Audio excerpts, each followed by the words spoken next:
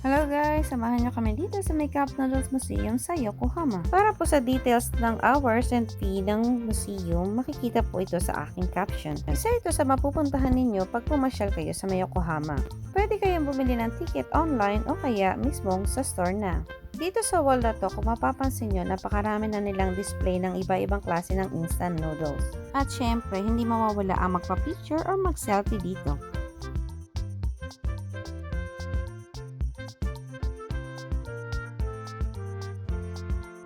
So, dito sa kabilang side, mapapansin nyo, konti pa lang ang mga display or yung iba nga parang empty, hindi ba? Kasi, ang pag-display nila dito is by year, kung paano o kung ilan o ano ang ginawa nila nung year na yon. Papakita ko sa inyo ulit. So, ayan, nung 1958, ayan pa lang ang na-invento nila.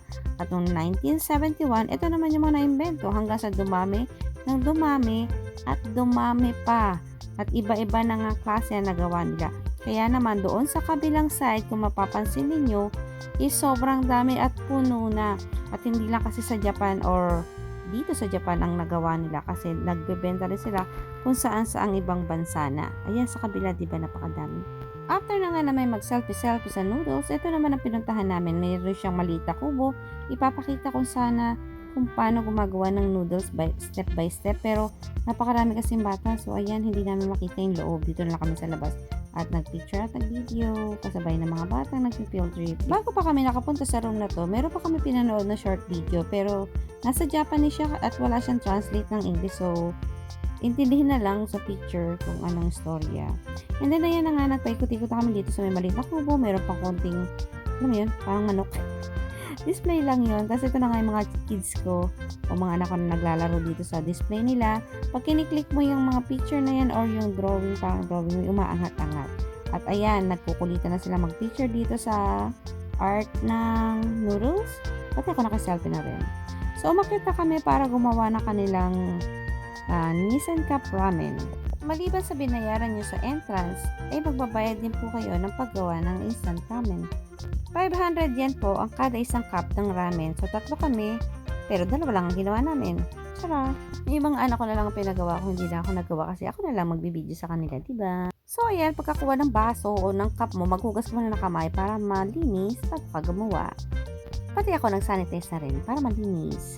At pumila na nga kami uli kasi bibigyan pa kami ng plastic para sa lalagyan ng ramen noodle. Ibigay na pala sa amin dito yung takip ng cup ramen na yan. So, ayan, ina-assist nila kami kasi hinahanapan na kami ng mauupuan. Tatlo daw kami pero dalawa lang yung baso. O, diba? Kaya dalawang takip lang ang binigay niya. Char! O, sige na. Diretso na tayo sa pila. O, ayan, may instruction siya. Lagay daw dito yung pecha, yung month, yung year, yung date. Yun daw yun. Hindi ko naman siya masyado magpilihan. Binasa ko na lang.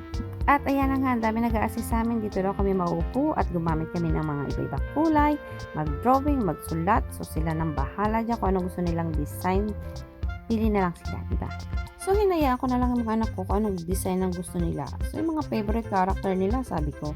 O kaya gumamit kayo ng cellphone, hanapin nyo yung character na gusto nyo para meron kayong paggayahan. So pati ako naka-selfie. Siyempre wala akong ginagawa. So, ayan, binasa-basa ko na rin kung maaaring naintindihan, pero hindi naman talaga kasi Japanese din. Ang sabi lang doon, pumili kami ng ilalagay or toppings at flavor. Yun yata yun. So, after mag-drawing, ayan na nga, pupunta na kami kung saan. Ibibigyan nila kanilang baso, lalagyan ng laman, lalagyan ng toppings na ng flavor. At ayan, pinakita sa kanila, sabi, ito, ikutin mo ng 6 na beses para yung ramen is noodles pala ilalagay sa loob. So, ayan na nga, pinabilis na natin. Tapos, ayan, pili ka na ng toppings. Anong gusto mo? Ito. Yan. Namili na sila. Pati yung flavor. Kanya-kanya kasing flavor. May curry flavor. At kung, ano pa, hindi ko nakalimutan ko na siya eh. Basta yun. Pipili ka dyan ng topping tsaka yung flavor na ilalagay mo. So, hindi na makakainin kasi tatago namin yan. Kaya kahit ano lang, pwede na yan. At after nun, pinapunta na nga sila dito sa dulo at sabi, o tingnan mo, ayan, isi-seal na natin ha. O, silipin mo, o, diba? O, ayan, tapos paglagay, ilalagay na sa plastic at saka natin isi-seal. Look na naman sa kabilang side. Ayan, panoodin mo, magsisealed yan. Paglabas niyan, ready na, sealed na siya. O, ayan. O, diba nakuha niya na. Tuwa na siya, na-sealed na kanyang ramen. After namin ma-sealed, dito naman kami at magbobomba sa plastic na to para may lagay sa kanyang bag. Ipapwesto mo ang instant ramen sa gitna at saka mabobombahin para maging parang balloon at lalagyan mo ng tali para maging bag. Ayan. At pagtapos nun, ayan, nakakita pa kami rito ng tricycle. Para pala siyang tuk-tuk, hindi siya tricycle, okay? Ayan, picture lang kami dito, tapos lumabas, nagpainit. Mainit kasi yung panahon. Imbis na nagpalamig, hindi kami nagpalamig, nagpainit kami. Tapos bumalik sa loob kasi nainitan, at ayan, nagpa-picture dito sa, I don't know kung anong tawag dito. Basta nag-picture video na lang kami dito. And then paglabas, ayan, picture ulit. Ano pa nga ba gagawin natin dito, diba? Magpa-picture na magpa-picture. Then, sige, tabihan mo yung pounder.